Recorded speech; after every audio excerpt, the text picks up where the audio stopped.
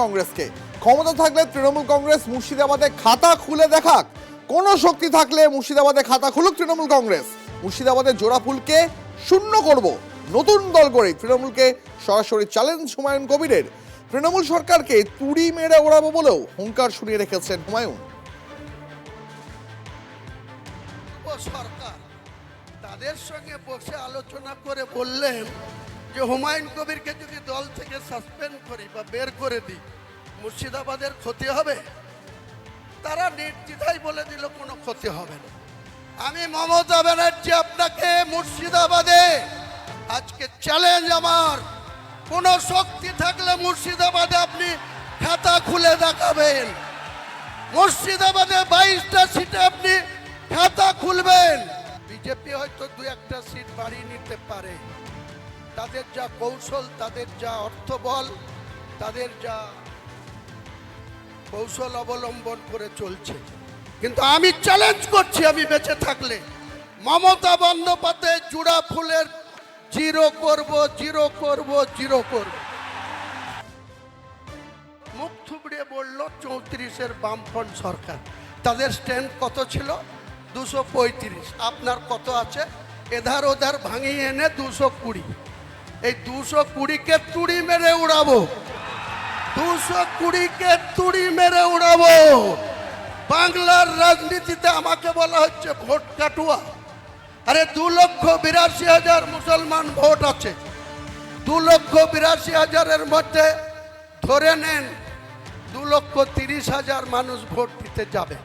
30,000 পাতাখোর আছে, 30,000 পাতাখোর আছে, তাদেরও ভাত দেন। 2 লক্ষ ভোট, 1,60,000 যেদিন হুমায়ুন কবিরের দলের পক্ষে পড়বে, আপনার সরকার চিৎপটাং হয়ে ওই ভাগীরথীতে পড়বে। আপনি দেখে নেবেন হুমায়ুন কবির অঙ্ক কষে চলে, একদম অঙ্ক কষে মেপে চুপে হুমায়ুন কবির রাজনীতিটা করে। নতুন দল খুলেই হুমায়ুন কবির হুঁশিয়ারি দিচ্ছেন তৃণমূল কংগ্রেসকে তিনি শূন্য করবেন। পাল্টা তৃণমূল শিবির থেকে মুখপাত্র অরূপ চক্রবর্তী তিনি কি বললেন শোনাবো আপনাকে। হুমায়ুন কবির দিবা স্বপ্ন দেখতেই পারেন, তাতে ভারতীয় সংবিধান তাকে আটকাচ্ছে না। কিন্তু একটা বাংলায় প্রবাদ আছে জানেন, আরশোলা সবসময় পাখি হচ্ছে।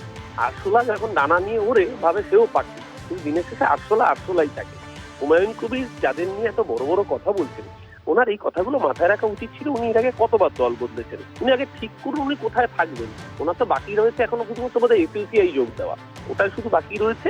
এর বাইরে হুমায়ুন কবিরের যে রাজনৈতিক কোনো অস্তিত্ব নেই 2019 সালে প্রমাণ হয়ে গিয়েছে।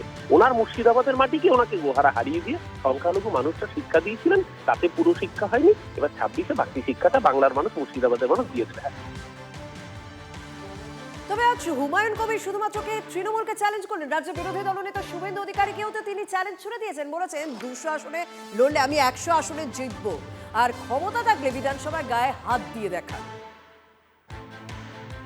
সতর্ক করছি, আপনি যখন বলছেন যে কটা মুসলিম এমএলএ জিতে আসবে 26-এ, তাদের চ্যাংদুলা করে আপনি নাকি রাস্তায় ফেলবেন। আমিও লিডার অফ দ্য অপোজিশনকে চ্যালেঞ্জ করছি, আমরা জিতে যাব এবং অধিকাংশই আমার দলের যদি 200টা সিটে লড়ি 100টা সিট গ্যারেন্টি জিতে যাব। সেখানে হয়তো 70 মুসলিম থাকবে, 30টাও হিন্দু থাকবে। আপনার বাবা শিশির বাবুর ক্ষমতা থাকলে আমার গায়ে হাত দিয়ে দেখবো আপনি কত বড় পালোয়ান। বাংলার মেদিনীপুরের ছেলে, আমিও মুর্শিদাবাদের ছেলে। আমাকে 1 আঙুল দেখালে আপনাকে 2 আঙুল দেখাবো। হুমায়ুনের এই চ্যালেঞ্জের পাল্টা কি উত্তর দিলেন শুভেন্দু অধিকারী? শুনুন। উনি জিতে আসুন, দেখা হবে। ওনার মনে হয় বুঝতে ভুল হচ্ছে। আমি এখানে যে বক্তব্যটা রেখেছি তৃণমূলের মুসলিম নেতাদের উদ্দেশ্যে রেখেছি, অ্যাজ এ হোল মুসলিম কমিউনিটির নামেও বলিনি। আর হুমায়ুন কবির যদি তৃণমূল না করেন উনার গায়ে লাগারও কোনো কথা নয়। উনি যদি তৃণমূল করেন এখনও মনে প্রাণে,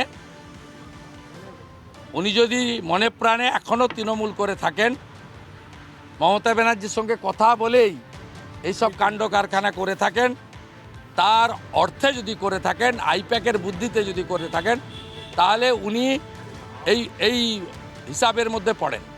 আমার বক্তব্য ছিল খুব পরিষ্কার, অ্যাজ এ হোল মুসলিম কমিউনিটিকে আমি বলিনি, সমগ্র মুসলিম কমিউনিটি বা নৌসাদ বা এখন সদ্য নিজেকে তৃণমূল ছেড়েছে বলে বলা হুমায়ুন কবিরদেরকে আমি বলিনি।